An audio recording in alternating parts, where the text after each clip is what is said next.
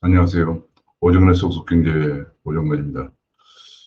어제 홍남기 부총리가 부동산 관계 장관 회의라는 걸 주재했는데 정말 이게 말도 안 되는 그 전월세 대책을 자화자찬을 했습니다. 지금 뭐 전월세 난민 전월세 값이 너무 올라가지고 임대차 3법을 시행한 1년 만에 전월세 가격이 폭등을 하면서 그걸 감당하지 못한 많은 전월세 세입자들이 서울을 벗어나서 외곽으로 밀려나가고 있는 전세 난민 속출하고 있는 이런 속에서 이제 자화자찬했다는 것은 이거는 도단이라는 생각이 듭니다. 오늘 그 내용을 한번 같이 살펴보도록 하겠습니다.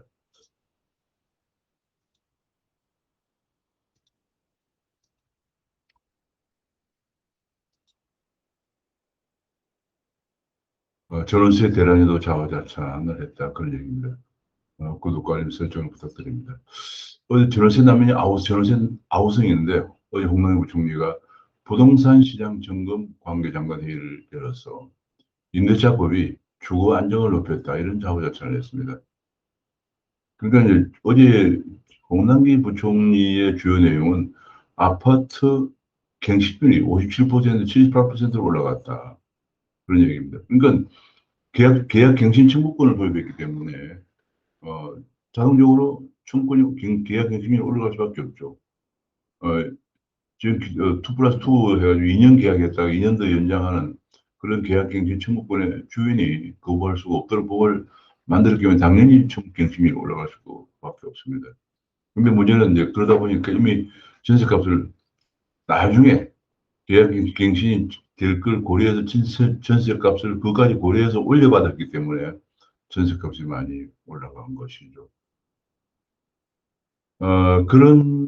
그러다 보니까 매물이 없고 매물이 없다 보니까 전월세 가격이 올라갈 수밖에 없는 상황. 전월세 가격 상한제 도입됐지만 이미 새롭게 전월세 가격을 미리 올려서 받기 때문에 전세 가격이 많이 올라가고 그걸 감당하지 못한 많은 사람들이 서울 외곽으로 밀려가는 가면서 아우성을 치고 있는 이런 상황 속에서 계약 갱신율이 57%, 78% 올라갔다고 그것만 가지고 임대차법이 주거 안정을 높였다. 이런 자화자찬을 했습니다. 언론에서도 부작용을 외면한 아전 인수식 해석만 하고 있다. 이런 얘기를 하고 있습니다. 지금 그 전세 가격이 보면은 2018년만 하더라도 서울 아파트 평균 전세 가격이 4억 원이었는데 지금 6억 원, 그 평균이 6억 원 올라갔다 그런 얘기죠. 지금 이러면서 임대차법 시행 1년에 서울 대단지 아파트 값이 전세 값이 32%나 폭등했다 하는 조사가 나왔습니다. 어제 조선일보가 서울에 어, 2천 가구 이상의 대단지에 대해서 89곳을 조사했는데 2천 가구 이상 대단지 89곳 26만 8천 가구를 8,500가구를 대상으로 조사를 한 건데 1년 전에 비해서 아파트 전세값이 어, 32%가 올라갔다. 그런 조사 결과를 발표했습니다. 평균 전세 가격이 84제곱미터니까 30평 정도인데요. 작년 상반기에 6억 8천만 원 하던 것이 올 상반기에 8억 8,800만 원까지 올라갔다.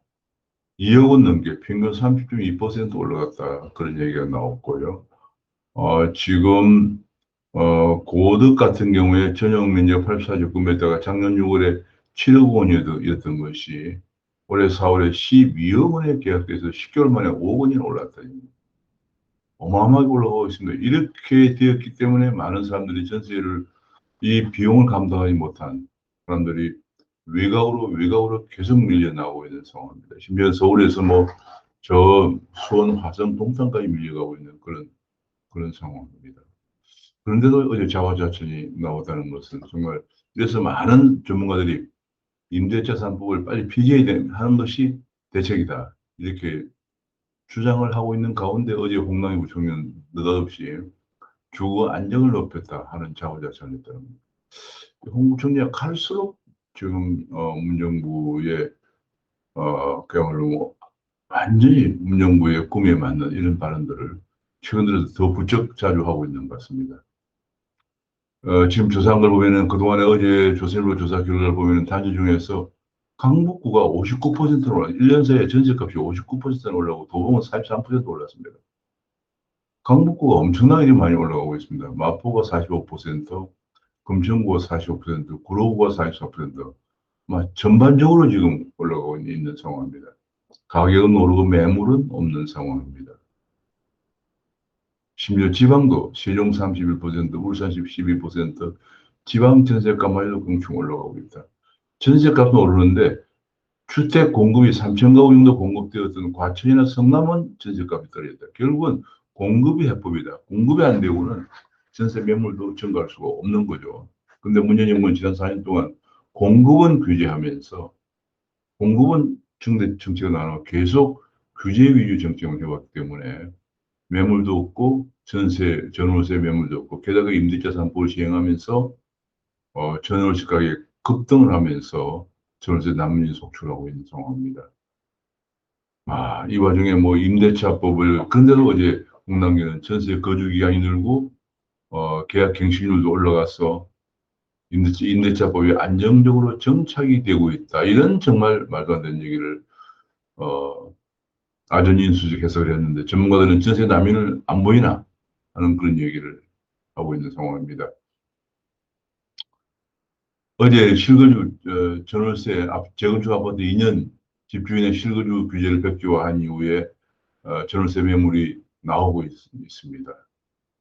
그런 걸 보고도 안시장 임대차법을 자랑하다니 도무지 뭐 현실을 알고 얘기하는 것인가 하는 그런 비판이 제기되고 있습니다.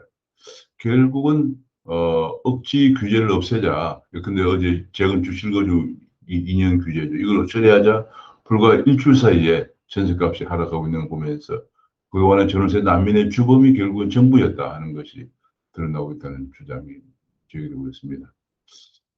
제가 이일 아침에 간단히 살펴본 것은 지금 부동산 정책이 대실패해서 집값도 엄청 폭등을 하고 특히 그 임대차 3법을 시행을 1년 전에 하면서 전 월세 가격이 폭등을 해서 전월세가 전월세 세입자들이 외곽으로 밀려나는 전월세 난민 속출하고 속에서 어제 홍남기 부총리가 계약갱신 청구권 때문에 갱신률이 올라간 걸 가지고 임대차 세입자들의 주거 안정성이 개선되었다 이런 현실을 도외시한 그런 발언을 한 것에 대해서 우리가 정말 이런 정도의 안목을 가지고 경제부총리를 또는 경제부 장관을 계속 하고 있는 것인가 하는 이런 그 생각이 들어서 아침에 한번 같이 말씀을 나눠봤습니다.